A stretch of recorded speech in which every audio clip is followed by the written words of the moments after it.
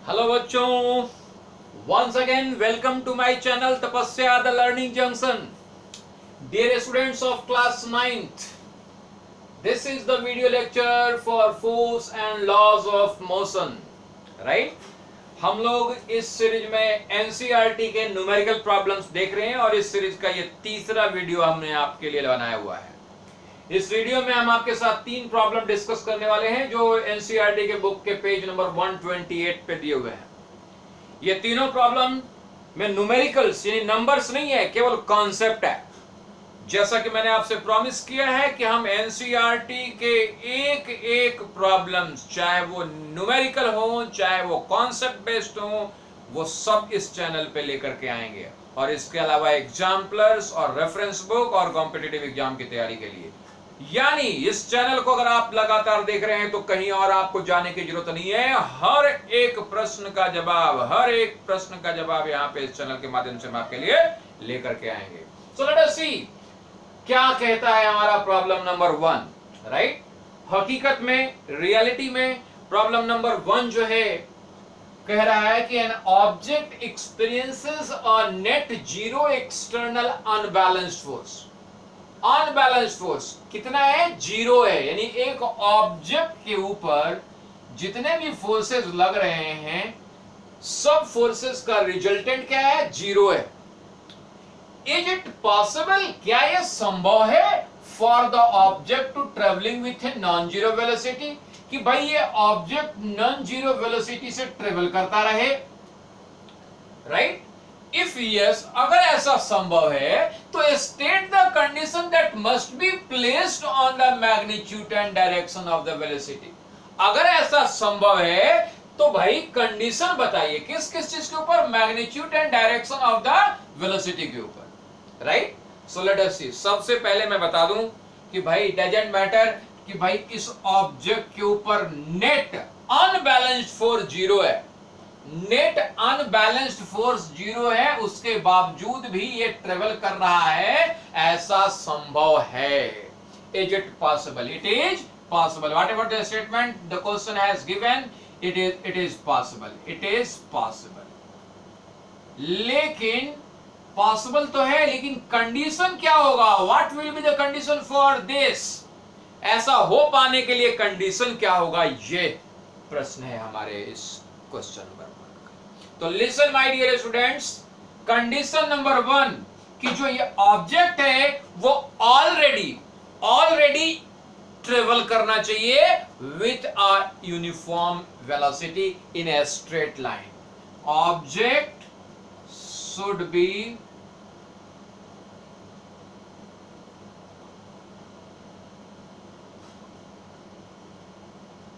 already traveling with uniform velocity in a straight line। Straight line में uniform velocity से object को travel पहले से ही करते होना चाहिए। पहला कंडीशन तो ये है। राइट, दूसरा कंडीशन, सेकंड कंडीशन क्या है? सेकंड कंडीशन है कि नो फ्रिक्शनल फोर्स, कोई फ्रिक्शनल फोर्स नहीं लगना चाहिए उसके ऊपर। लिसन, अगर कोई फ्रिक्शनल फोर्स लग गया, जैसे कितने तरह के फ्रिक्शनल फोर्स होते हैं? पहला, ग्राउंड से कोई भी बॉडी मूव कर रहा था तो ग्राउंड फ्रिक्शनल फोर्स लगाता है। अगर ग्राउंड से लगने वाला फ्रिक्शनल फोर्स इस बॉडी के ऊपर एक्ट कर रहा है तो क्या होगा? वो रुक जाएगा, वो ट्रेवल नहीं करते हुए रहेगा। Right, second condition, air friction, ground friction and air friction, दोनों क्या होना चाहिए? जीरो होना चाहिए। अगर ये दोनों जीरो नहीं हुआ, एयर फ्रिक्शन और ग्राउंड फ्रिक्शन दोनों जीरो नहीं हुआ, तो ऑब्जेक्ट जो है वो नॉन जीरो वेलोसिटी से ट्रेवल नहीं करता और अगर रुक जाएगा due to the friction, it becomes at rest. Right, समझ में आ रहा है ये बात आप लोगों को? तो अभी 3 कंडीशन देखा, समझ में आ रहा है या नहीं पहले बताइए। अगर समझ में आ रहा है तो आगे कंटिन्यू कर रहे हैं हम लोग। समझ में आ रहा है आप लोगों को?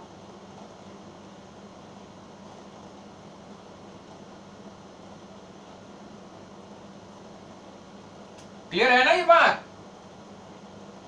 तीसरा कंडीशन देखें कि भाई हमने कहा कि भाई अगर ये बॉडी मूव कर रहा है, जिस डायरेक्शन में मूव कर रहा है उसी डायरेक्शन में इसको मूव करते रहना चाहिए, डायरेक्शन बदल नहीं सकता ये। No change in direction. क्यों भाई? डायरेक्शन बदलने के लिए फोर्स की जरूरत पड़ेगी नहीं पड़ेगी? पड़ेगी, तो फोर्स की जरूरत पड़ेगी, और फोर्स की जरूरत पड़ेगी तो यहां तो कह रहा है कि भाई हम जो फोर्स लगा रहे हैं वो टोटल अनबैलेंस फोर्स क्या है? Net zero external unbalance force है। अब जीरो एक्सटर्नल अनबैलेंस फोर्स है तो इसका मतलब है कि भाई डायरेक्शन में बदलाव नहीं होना चाहिए, जिस डायरेक्शन में मूव कर रहा है उसी डायरेक्शन में मूव करते हुए होना चाहिए। क्लियर है? ये बात समझ में आ रही है आप लोगों को?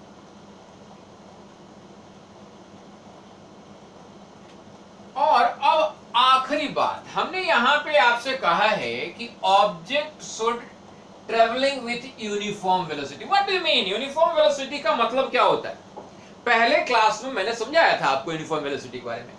यूनिफॉर्म वेलोसिटी का मतलब है कि भाई चाहे मर्जी कितना छोटा टाइम इंटरवल क्यों ना ले लें, हर बार जो डिस्टेंस कवर होगा वो हर बार सेम होगा। तो यहां पे यूनिफॉर्म होना चाहिए। यानी चौथा कंडीशन क्या बात करेंगे हम लोग कि भाई magnitude of the motion, magnitude of the velocity में कोई बदलाव नहीं आना चाहिए। मैग्नीट्यूड ऑफ द वेलोसिटी क्या होना चाहिए?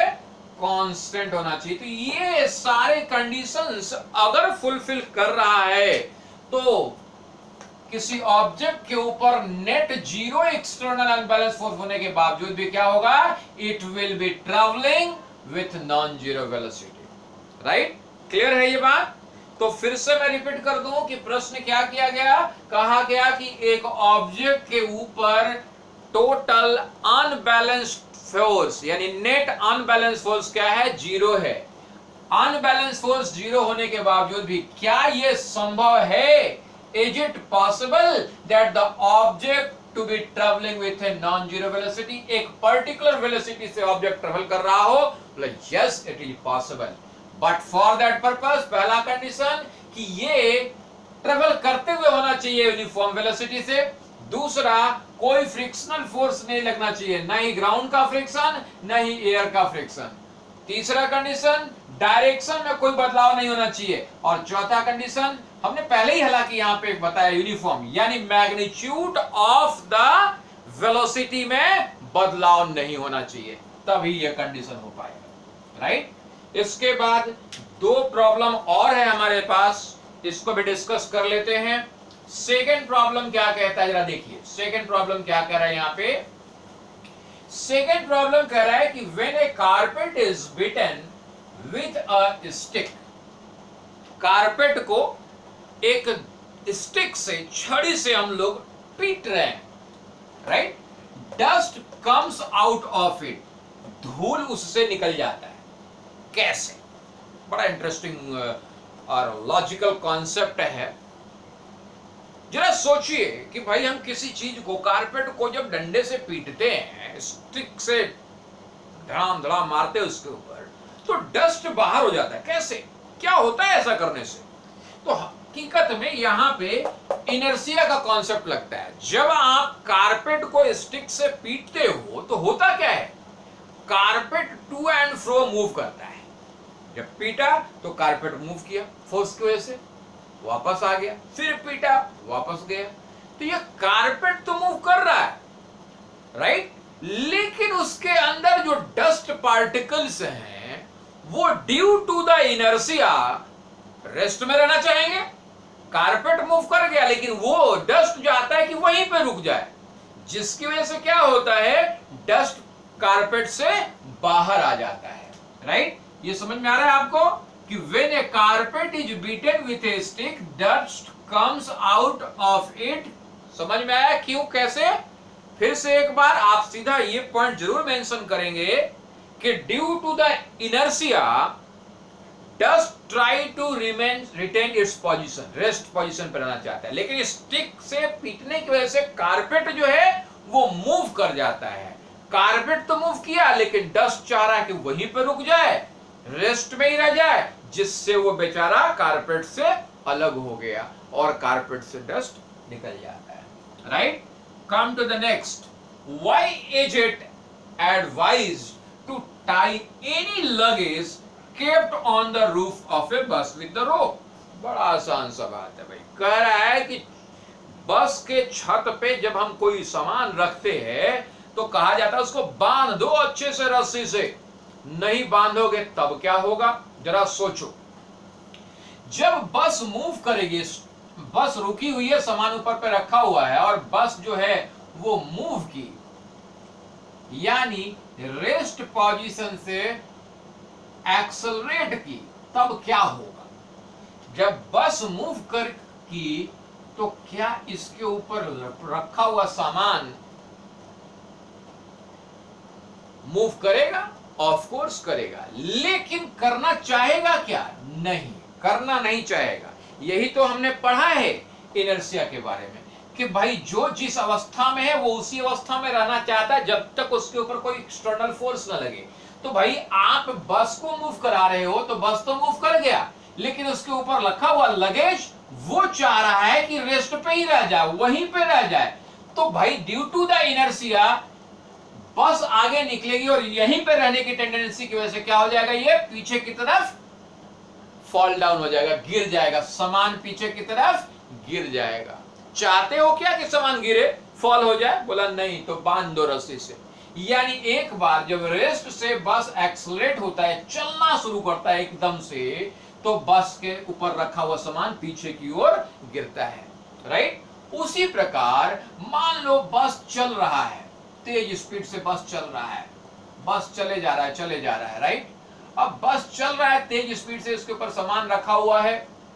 अब क्या हुआ, सडन ब्रेक लगाया, किसी कारण से स्टॉपेज आया, कुछ भी आया, ब्रेक लगाया बस वाले ने जैसे ही ब्रेक लगाया बस तो रुक गया, लेकिन ऊपर में जो रखा हुआ लगेज है वो भी बस के साथ उसी स्पीड से चल रहा था।